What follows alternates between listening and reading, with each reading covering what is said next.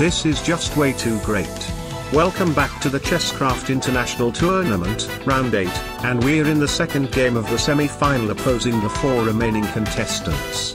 On the first game, A1HQ2C and Ancient Space Aliens had won the first match, but this second match on this board 8 created by the ex-contestant 1254 promises to be very interesting. So make yourself comfortable because we're gonna review 2 spectacular games.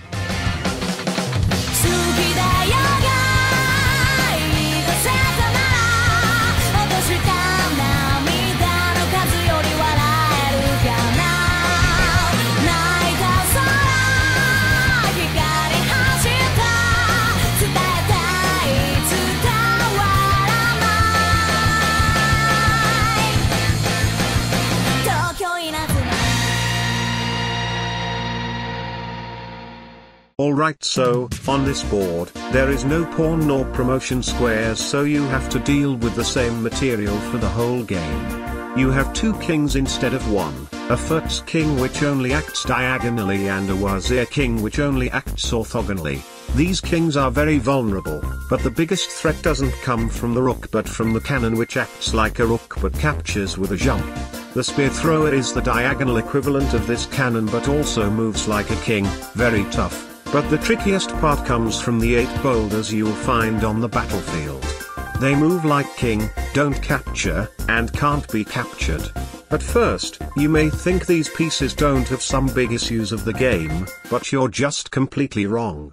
Let's show an example with the first game played on this round between Ancient Space Aliens and Cargill. I hope your cannon skills are on, there is a lot of it here.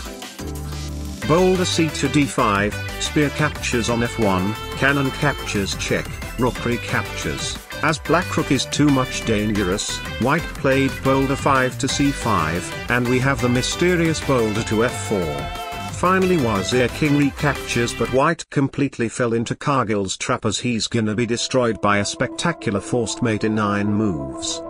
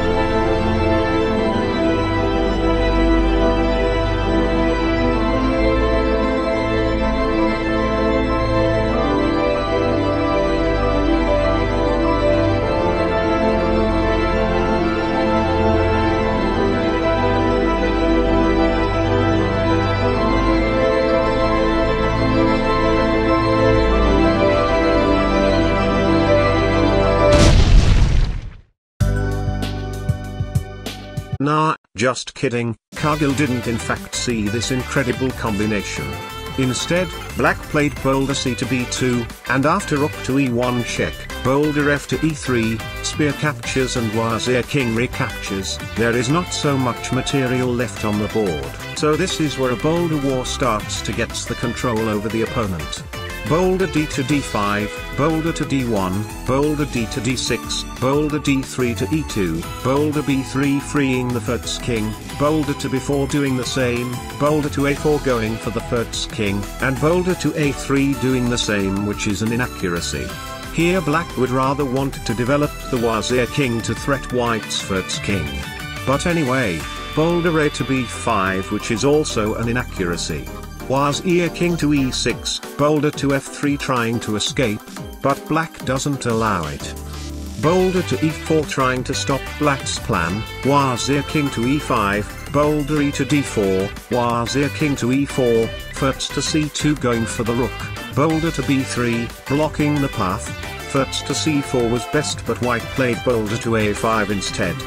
Here the position seems completely drawish, but ancient space aliens thanks to the first king to rook threat played a brilliant line here, after Wazir king to e3, boulder to e4 forcing Wazir king to f3, first king to d3 forcing boulder to c4. Then first king back to d3 and the only move to avoid threefold repetition is Wazir king to e3, and here comes the opposition tactic boulder to d3, boulder to b3, boulder d to d4, boulder to b4, first king to b3, boulder to c4, first king to a4, boulder to b5, and the crushing first king to b3, forcing Wazir king to e4, first king to c4 forcing Wazir king to e5, and finally boulder to e4, and suddenly black is in Zugzwang despite having 4 boulders.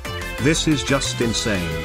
Boulder f to f3 is forced, but this would never be enough because after some Wazir king and rook escaping, the position is still completely drawish. So this is in the position on move 34 that both players agreed to a draw. Okay, so let's move to the second game of this round, which opposed Martiarist against A1HQ2C.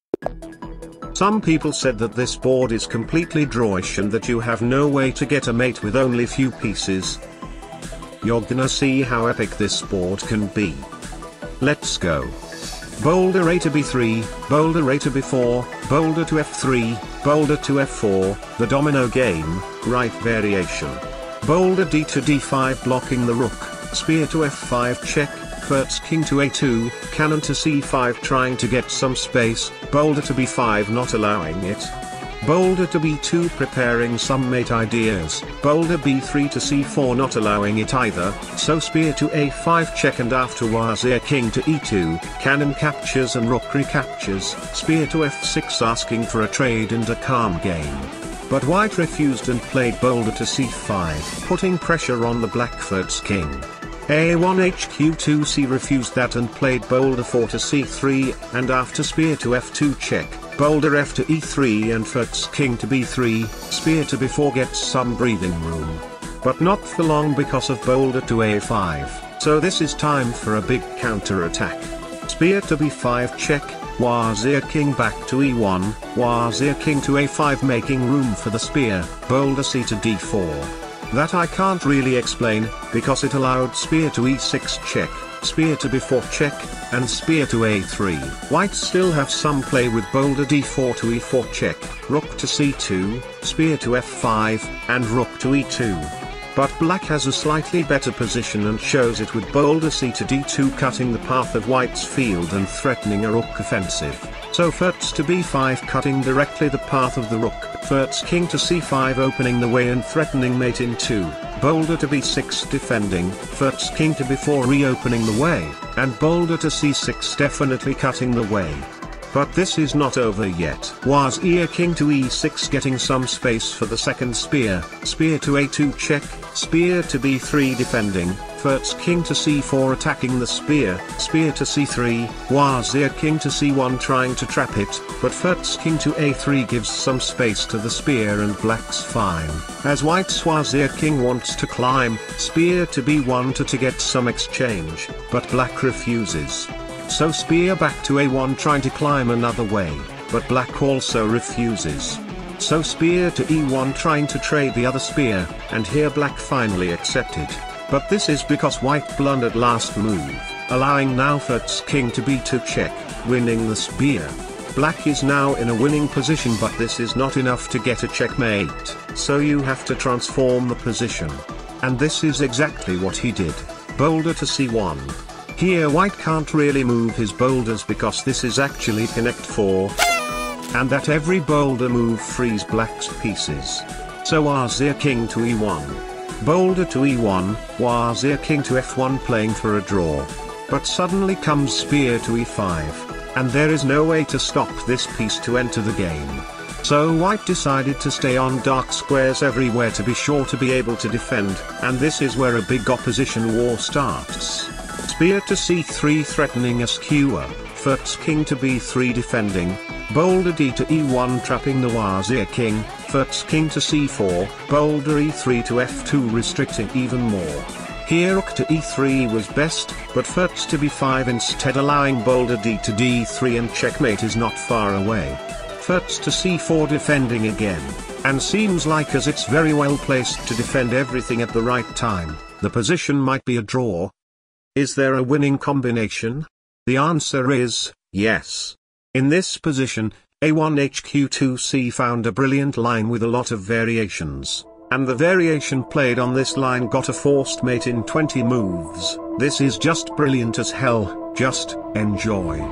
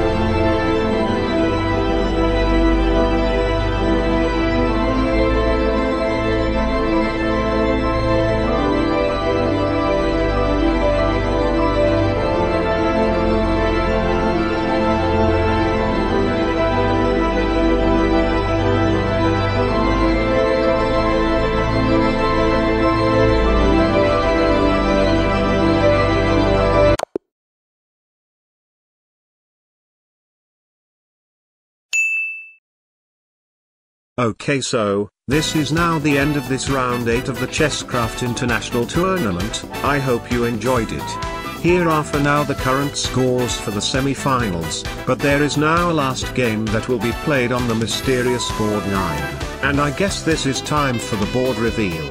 Here it is. You'll discover in the next video how this board works and how the contestants dealt with it. I hope to see you around next time. Bye.